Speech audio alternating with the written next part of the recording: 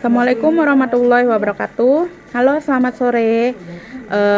Ketemu kembali dengan saya Yayan Nuryanti pada edisi video pembelajar minggu terakhir bulan November tahun 2023. Melanjutkan pembahasan minggu lalu, seperti yang saya sampaikan sebelumnya bahwa minggu ini saya akan membahas mengenai sumber-sumber interaksi sosial dan bentuk-bentuknya. Oke, kita mulai aja ya. Interaksi sosial itu walaupun bentuknya tampak sederhana, tapi merupakan proses yang kompleks karena tidak dapat dilepaskan dari faktor-faktor yang menjadi sumber proses sosial tersebut. Apa saja sih sumbernya? Yang pertama, imitasi. Imitasi itu apa? Yaitu tindakan seseorang untuk meniru orang lain, baik melalui sikap, penampilan, gaya hidup, atau apa saja yang dimiliki oleh orang lain tersebut. Imitasi biasanya terjadi pertama kali itu di dalam sebuah keluarga, karena dalam keluarga itu seorang individu atau dalam hal ini anak akan mulai meniru kebiasaan-kebiasaan yang berlaku dalam keluarganya, seperti cara berpakaian, cara berbicara, adat istiadat, kebudayaan, dan sebagainya. Seiring dengan bertambahnya usia, proses imitasi ini akan terus berkembang sampai ke lingkungan tetangga, teman sepermainan, hingga lingkungan masyarakat lainnya. Imitasi ini memegang peranan penting ya dalam proses sosial karena mampu mendorong seseorang untuk mematuhi kaidah-kaidah dan nilai-nilai yang berlaku.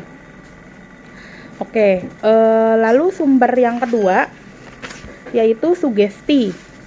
Sugesti itu adalah cara pemberian suatu pandangan atau pengaruh oleh seseorang kepada orang lain dengan cara tertentu, sehingga orang tersebut mau mengikuti pandangan atau pengaruh tersebut tanpa berpikir panjang.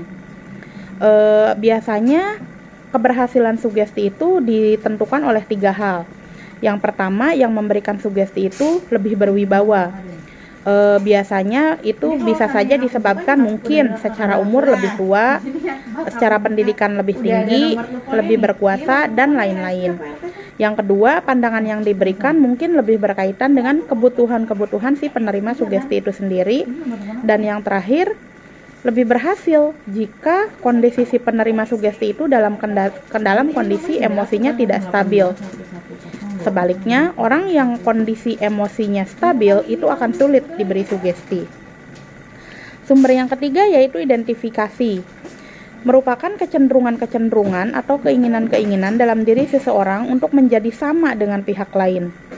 Identifikasi ini sifatnya lebih mendalam dari imitasi karena kepribadian seseorang dapat terbentuk atas dasar proses ini. Proses identifikasi dapat berlangsung dengan yang pertama dengan sendirinya atau secara tidak sadar. Misalnya, anak sewaktu kecil itu biasanya mengidentifikasi ayahnya. Yang kedua, bisa dilakukan dengan cara disengaja atau rasional. Artinya, identifikasi terjadi berdasarkan perasaan-perasaan atau kecenderungan-kecenderungan dirinya yang tidak diperhitungkan secara rasional. Misalnya, seorang anak perempuan, kecenderungannya itu mengidentifikasi sikap dan perilaku artis terkenal yang mungkin idolanya. Namun, dia tidak berpikir bahwa rasional dalam mengidentifikasi artis tersebut, bahwa pakaian dan perilaku seperti artis yang ditiru kurang sesuai dengan budayanya. Oke, yang ketiga yaitu simpati. Bentuk terakhir, yang keempat ya, bentuk terakhir dari interaksi sosial, sumber terakhir yaitu simpati. Simpati itu merupakan suatu proses kejiwaan bila seorang individu merasa tertarik pada sekelompok orang karena sikap, penampilan, wibawa, atau perbuatannya yang sedemikian rupa.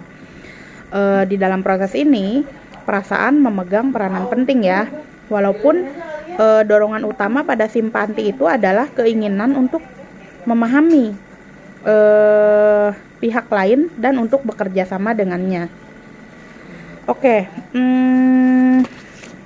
mungkin itu yang dapat saya sampaikan.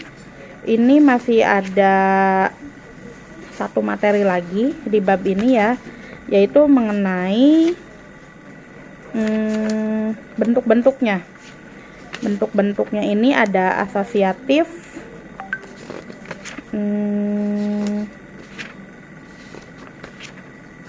Ada asosiatif ya, ada asosiatif dengan berbagai jenis.